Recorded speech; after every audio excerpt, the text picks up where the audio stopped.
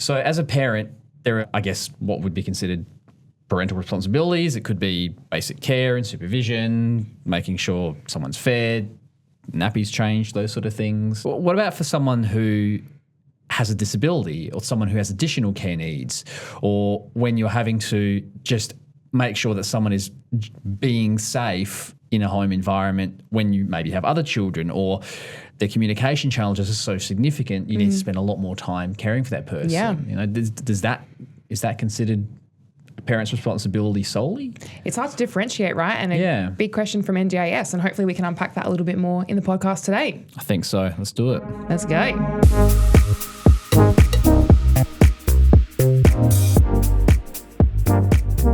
Hello and welcome to the Integration Station. I'm your host, Michael, a child and adolescent occupational therapist, and with me today is Eleanor. I'm also a child and adolescent occupational therapist. How are you? I'm good. How are you, Michael? Good.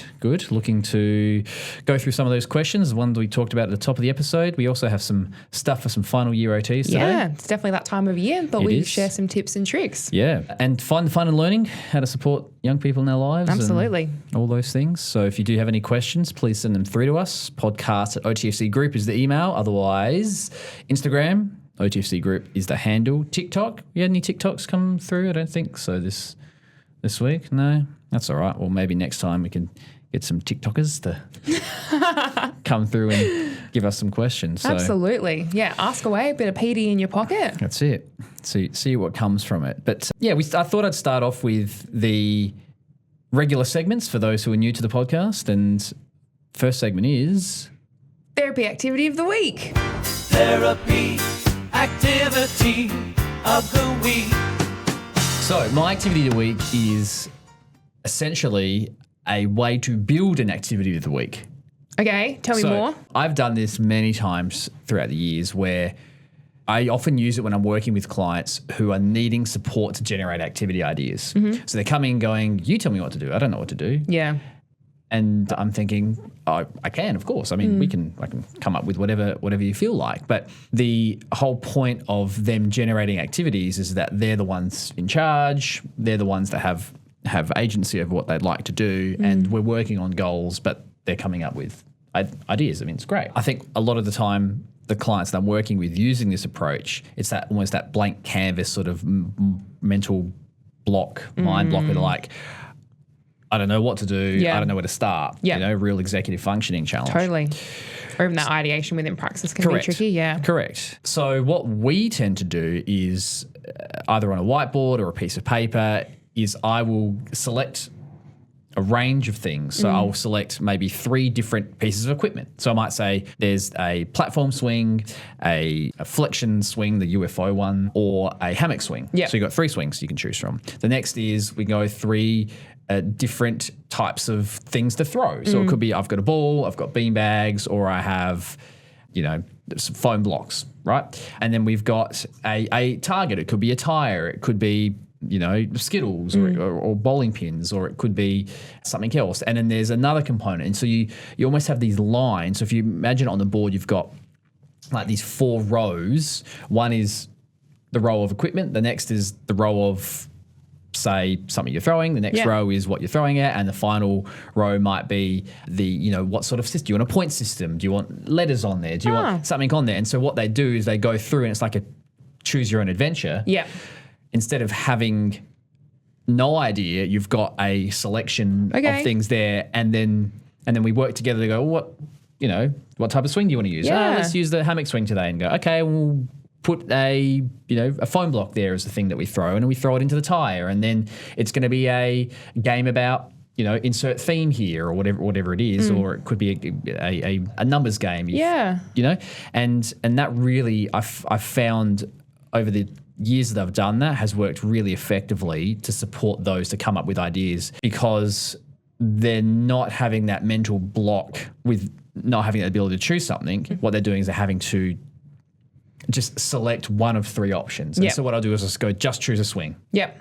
You've got one of 3 options. Or sometimes if that's hard, there are 2 options. And making choices can be hard, but at least this way we're going through step by step to build an activity, and then we go, great, let's try it. And if it doesn't work, like 99% of the time when it doesn't work out, they're already in activity and they're engaged, you go, how about we add this or how about we change this? And they're the ones that are making and adapting it. Yeah. They just needed some support to scaffold to initiate it. Did you come up with something cool when you were doing that the other day? You've done one recently that you're like, man, I never would have thought of this without kind of that random idea generator concept. The last time I did it was actually, and it varies with age, I actually did this with like a 20-year-old guy not that long ago, and it was a sort of a spin on that where it's like, I'm selecting some random things for you. I may have mentioned in a previous pod where it's like, I've got a hoop, I've got this swing, and I've got some balls and beanbags. You've got a couple of minutes to come up with an activity idea yourself. And that's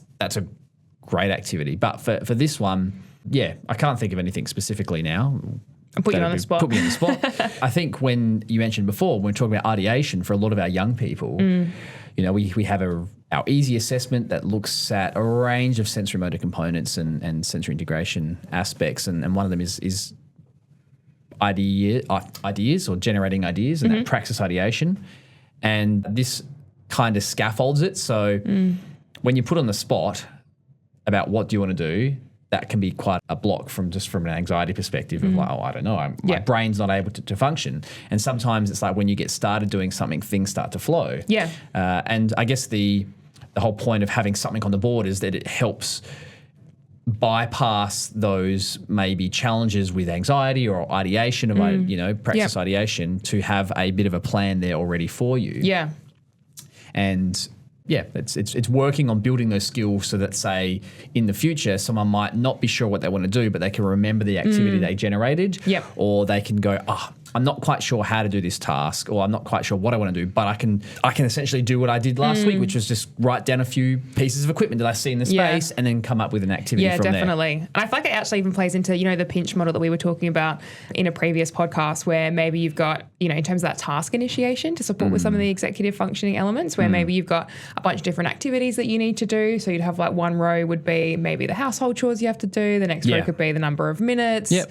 I don't know. The next one could be what you're doing, if it's a podcast or a song, while you're doing it as well, and just, apply that in different ways. True. And even I think we're talking about therapy activities when you're working with your clients, but I think you could even use something like that as a therapist in your session planning. An OT I was working with was saying, I had this idea for a game. I had the elements, but I couldn't quite work out how to put it all together. And so she's like, I'm just going to use AI to help me kind of map out exactly what I can do. Like, she could kind of see it. She had a vision, but she's like, I just don't know how to make it work. And they come up with something really cool from that, which was awesome.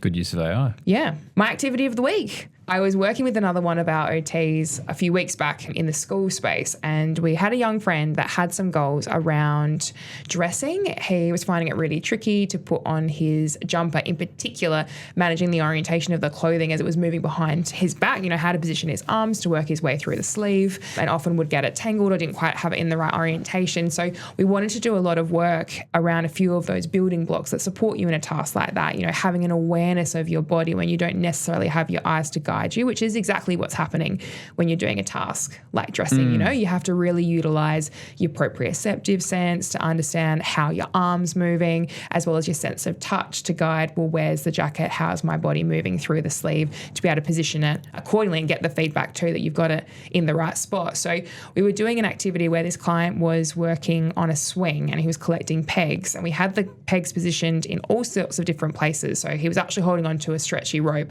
with pegs positioned up the rope, and then he also was wearing a blindfold, so having to pull his body up the rope in the swing, collect the pegs along the way using his sense of touch. But I'd also put a few sneaky pegs in other positions, like on the back of his body or behind him on the swing. So he's practicing that movement and incorporating those two elements together about how he's moving and where to locate them. And he did a really good job within that. And I feel like you could do that in lots of different ways. We were doing it on a swing, but you could certainly do it on something like a scooter board to move and collect things, or place them on your back when you found them, to work on that body awareness further. So yeah, I guess that was something that came to mind because it was a very play-based, really fun, really motivating activity. But the whole point was that we were going to support him with the foundations that he needs in dressing tasks. Yeah, so wonderful. Yeah, really functional application. It's interesting. It reminds me of an activity I did with one of my clients. It's a while ago, where we're trying to practice just reaching around for bottom wiping. Now, we didn't do that in our session, but in the toilet space itself. But what we did in the session was we had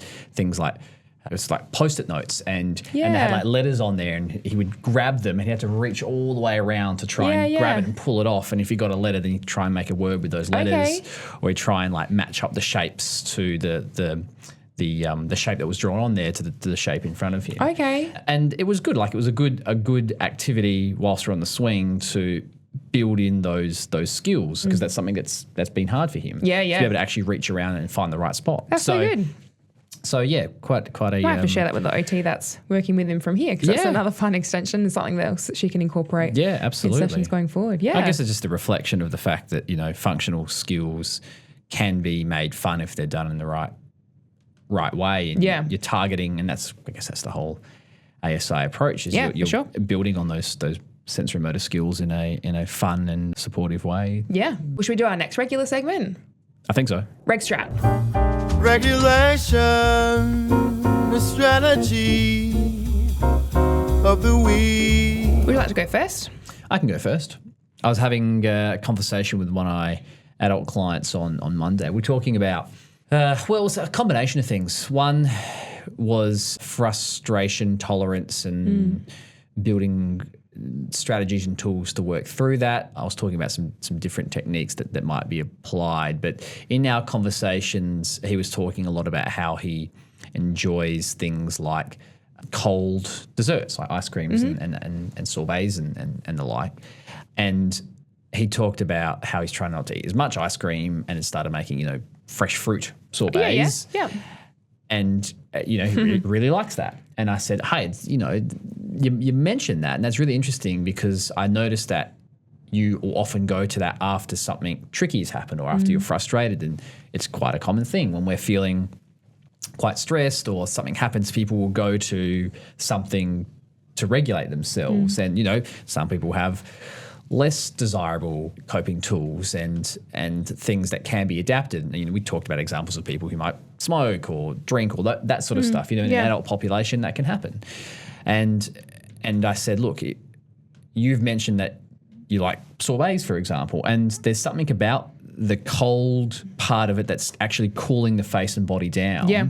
And you can't smash a sorbet. You have to, because it's quite cold, you get a brain freeze if you have it too fast. But give it a good go. You can give it a good go, absolutely. But the cold feeling is actually quite regulating and it reminiscent of the diver's reflex. I don't know if you know that one. They use it in DBT, which is like an offshoot of cognitive behavioral therapy, but it's part of this approach where, and lots of people have done it, where you dunk your face, or you put your face underwater for a period, and it's this mammalian reflex that just completely resets the body. Right. And it just can shut off everything else that's going on, and it just resets everything because of the change in temperature and everything that happens from a neurological perspective. Yeah. It resets like a reflex does, right? And so people often use that as a way to ground or re-regulate or bring themselves back to the moment and to prevent themselves from spiraling. Yeah.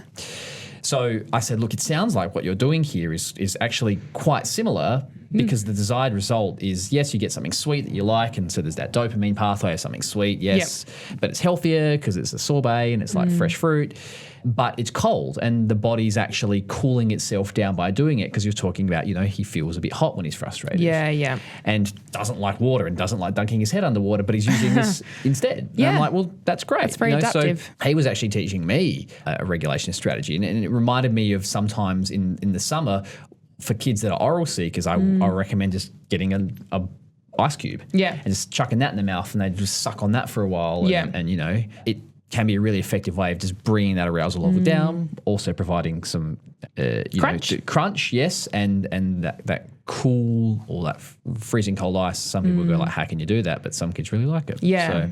And isn't it that that's often a technique? I think when our anxiety levels come up, like you were saying as well, that actually that can be a really good chance to kind of, it's like a circuit breaker for the nervous system, like jumping in a cold shower or something like that, to just prevent that spiraling, like you said, and that heightening even further, just as a bit of a reset. So that makes sense. So that would link in with that too. That's a good one. Thanks. Wasn't even mine. It's good activity. Again, You've learned another good one in the toolbox. you know, love having conversations with some of my clients around things that they do, because it's often where you learn that they don't realize they're actually implementing some really effective regulation strategies. Yeah, true. And then when you break it down and talk through it, they're like, oh yeah, actually that is something that I do. And so, yeah, it was great. You're going to start dishing out sorbets now? Lemon sorbet, love it. I've been doing a bit around resistance band work, actually. Is that like those physio stretchy bands? Yeah, like the physio stretchy bands, which I think a common one that jumps to mind, you know, often, like one of my favorites in the classroom is having that around the legs of the chair so that, you know, that young person's got something to rest their legs on, they can kick against, they can get a bit of movement, a bit of input to support their body, but while still being able to attend and be present in the classroom space. But I guess I've been extending that a little bit more recently and using it for more heavy work options. And there's heaps of good like YouTube videos, just 10-minute almost workouts where you can thread it under the bottom of your leg and pull up against it almost like a bicep curl, or you're, you know, holding it between both hands and stretching it out between you, and even looping it around something like a pole to do like a rowing action towards your body. And, you know, I had suggested that because a young friend of mine, because we've been trying to incorporate some of those opportunities for him at school, and he referenced that they have access to that and they'd done a workout once and he really liked that. And probably not too dissimilar like what you were saying about the sorbet, I use that as an opportunity to share, you know what, that probably is really giving your body that awesome deep pressure, heavy work, proprioceptive input that we know works really well for your body and helps you feel more grounded and helps you get ready for learning. And he was like, oh yeah. And so we explored a few options with that, and I sent them through like a kids friendly kind of resistance band workout, but then, you know, had a very similar conversation with an adult that I work with who, you know, we're looking for more of those opportunities, but in a way that makes sense for a grown-up. And they were really receptive to that. And we tried a few things in session and could certainly see, you know, it's like strength-based training too, but I guess our intent with that was actually more to go, well, how can you get that deep pressure input in a way that makes sense for you? So I think a good thing that you can use across multiple ages. Yeah. And transferable. I think that's the good thing about some of those. The physio band or the stretchy band is that you can put it in the bag, you can take it with you to school, you can bring it with you in the car. I'm a big advocate of when we're talking, particularly with the adult clients and teenage clients, talking about regulation strategies or tools, and we talked in previous episodes about sensory toolkits. Having something that's transferable is really, really effective because then you can apply that strategy across a range of spaces. Yeah, for sure. So all well and good to have, you know, and we talk about this all the time, like all well and good to have clinics set up the way we do, which have fantastic swings and equipment, but obviously you can't transfer that everywhere. No. But you can apply those principles in other ways using other pieces of equipment or other tools that are transferable. Sure. Yeah. And I say this very much, you know, I'd suggest that this would be more of one of those kind of like proactive strategies that you're using across the day so that your body's getting that input consistently and hopefully keeping those levels of alertness in a space that feel pretty comfortable. But I guess there is potential as where, you know, it's almost like when you might use a squishy stress ball when you can feel yourself kind of coming up in regards to that, to then just have something to stretch and pull against. It might be effective there too. But It's interesting. So you talk about maybe for some of the clients that we see that may need some of that extra input. And then when I think about, you know, all the extra supports or extra input or extra steps and things that are required for some of the kids that we see, as a parent, you're having to not just parent, but you're having to implement all these additional tools and strategies, and it takes up a lot more time. Yeah, and so definitely. So going back to the question at the top of the pod, which was, you know, what's reasonable and necessary for a parent, I'm thinking a parent is having to go through all these other things in their day in addition to just making the lunch. I know, or just cleaning up. Yeah. And it does add up. Yeah. You know, and it's a lot of effort. And I think obviously there are things within the NDIS that help differentiate what's considered reasonable, necessary, and what's considered additional that would require NDIS funding. And that's what we can touch on a little bit today. Yeah, that sounds really good. And obviously, we're having this conversation because the NDIS often will ask questions around that. And it's part of their criteria to understand when we're considering what's reasonable and necessary, what do those expectations look like for that parent that warrants potentially additional supports, funding, things like that, and what maybe sits outside of that. And I know, I guess it's important to have that conversation because for us as OTs, we're like, well, what does that day look like for you? And how does that impact across? And that's just always meeting that family, that young person, that parent where they're at. But NDIS do have questions around that. And sometimes as part of, say, something like a functional capacity assessment, we have to advocate for what that looks like to then feed into our recommendations. So it makes sense that it's a conversation that needs to be considered and having an understanding about the ins and outs of that. Yeah, and these reasonable parental responsibilities, and I think we talked a little bit about them at the very top, but, basic everyday care and supervision, transport to and from school, but, I do have questions on that as well, but, helping a child with education, homework support, I can understand that. Yep. Age-appropriate guidance and discipline, they talk about those sort of things, social interaction, inclusion in the community, again, question marks there, but I can certainly understand that as a parent and, in my position as well, when I'm thinking about when I'm with my son, what I do, I think a lot of the stuff that I'm doing would be considered reasonable parental responsibilities. Yep. But I'm also aware that at times there are additional things that even for my son I'm having to do in addition to, I guess, what NDIS might be considered reasonable parental responsibilities. Yeah, absolutely. And so the challenge here is, as you mentioned, all these things are just encompassed in a day. Yeah. And the biggest thing that we see is parents who have been doing this for so long experiencing carer burnout and carer stress because the amount of support that they're providing for a child goes beyond parental responsibilities into a carer role. Yes. And a carer role is a different role. And I think that's important to distinguish because we have so many people out there who are silent carers, regardless of the age range of an individual. People working with, adults, people working with an older population who are carers, people working with children who are carers. So they're taking on essentially two roles. Yep.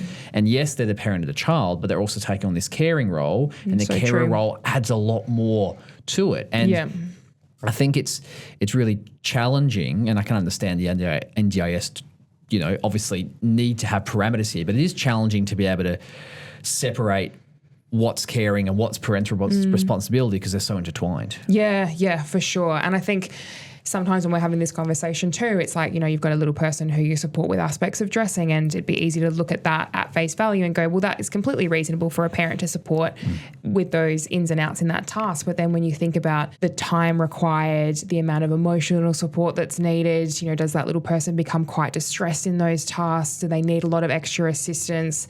And then you think about, I guess it's all the other things that layer into the support that's provided as part of that. So whilst it might certainly fall under the scope of the parent to support at that level, all the extra elements that happen around that also need to be factored in, and how that might extend beyond what would be considered age appropriate, quote unquote. And that's exactly what it is. So if we look at some of the determinations from NDIS that talk about, the age of the child, what's typical for the child, the level of support needed due to disability is significantly more than would be expected. Yep. The impact of the family. So this is when we talk a lot about, that functional impact and the family unit, and, things like a parent's ability to work or being able to manage their other children as a result. And even they talk about this ability to engage in the community. So, with a family with a child without a disability, typically be expected to able to manage themselves in a community environment. And so those are some of the criteria that they're looking at. And even when reading that, I'm thinking, for a lot of the people that we work with, some of the tasks may be typical for a child of that age. And yes, I can understand some might be, parental responsibilities that, are reasonable expectations. Yep. But the biggest ones are the level of support required and the impact of family functioning, particularly for some of the young children. Some have, a diagnosed disability, and some may not have that clear, particularly for, those early intervention young people. Yeah. But it's clear that there is something there that's making it harder for them to do the tasks they want to do in their day-to-day life. Yeah. And it is significantly impacting it's at a level that's significantly more than what would be expected, and Yeah. also having a significant impact on the family unit. Yeah, absolutely. So I guess, in looking at all this, and you made a very good point before about things like functional capacity assessments. And Yeah. I think it's really important to delineate what can be considered a reasonable expectation and then what goes more into that sort of caring role Yeah. and what would be seen by the NDIS as something beyond parental responsibility. Yeah. So for a functional capacity assessment, you want to make that really clear. You do, yeah. And when you're talking to families, you want to say, yes, I know you do this for that person, and I know that's you consider part of your parental responsibilities, but for someone that age, that probably isn't considered something you'd be doing as much. Yeah. Therefore, we do want to identify and stress that is beyond an expectation for a parent. And it's not an indication that the parent's not capable. It's an indication that you're doing a carer role as well as a parental the role. level of the support needs. Exactly. And that is just identifying and understanding that people with disabilities do need additional support, and that having that additional support provided in the right way allows the person with a disability to be able to live the life they want to, and the carer and the parent to be able to just be there as they need to in their role, or if additional care is required, then ensuring that there is support and funds for those additional care needs. Absolutely. And I think it's a really important lens for us to consider as therapists, knowing that the NDIS are reflecting on aspects like this. When we're writing our reports, we make it incredibly clear what is considered outside of the scope of that. I remember doing an FCA for a very little person who understandably required a high level of support as you would expect for that age, being like 18 months old. Sure. But then,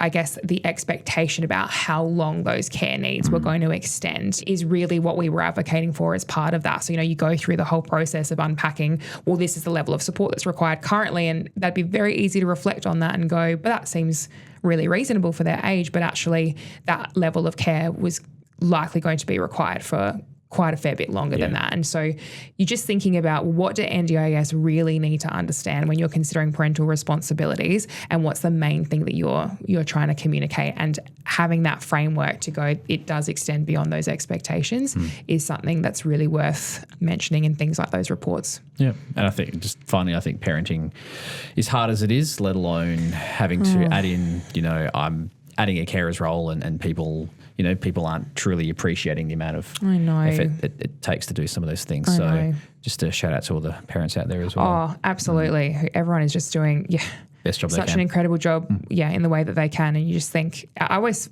feel for parents as part of this process, because they're having to, I can only imagine what that would feel like to be voicing what that looks like, where for them, I have no doubt they're just like, but these are my kids and I'd do anything for them. Yeah, definitely shout out. Well, we might leave the final tips for final year OTs. Yeah, stay tuned for next time. Yes, but there are some good ones in there. So yes, you're right. Stay tuned for next time, because we will make sure that final year OTs have some tips to get some jobs, hopefully. Yeah, definitely. But thank you again for coming in today, and appreciated your insight. Again, if you have any questions you'd like to send through to us, please send them through to the podcast at OTFC Group, the email, otherwise on Instagram and TikTok, OTFC Group. And one last little shout out for Fletch. Hope you're doing well, friends. Yep, and See we'll you see you next next time. Thanks, Bye. everyone.